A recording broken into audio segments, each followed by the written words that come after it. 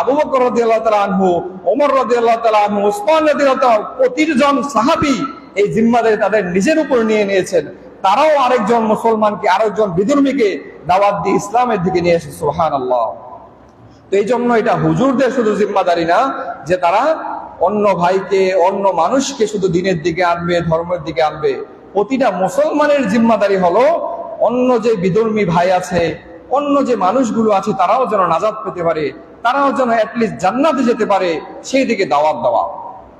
তো এমনই ভাবে আমাদের যে দায়িত্বগুলো রয়েছে, আমাদেরও দায়িত্ব রয়েছে যেন আমরাও জান্নাতে যেতে পারি। আমরা তো মুসলিম হয়েছি, ঈমান এনেছি, ইসলামে এসেছি, কিন্তু দেখা যায় যে ইসলামের জ্ঞানটা আমাদের নাই। একটা বিষয় হলো, সেটা হলো মান ক্বালা লা ইলাহা ইল্লাল্লাহ ফাদাখালাল জান্নাহ, যে লা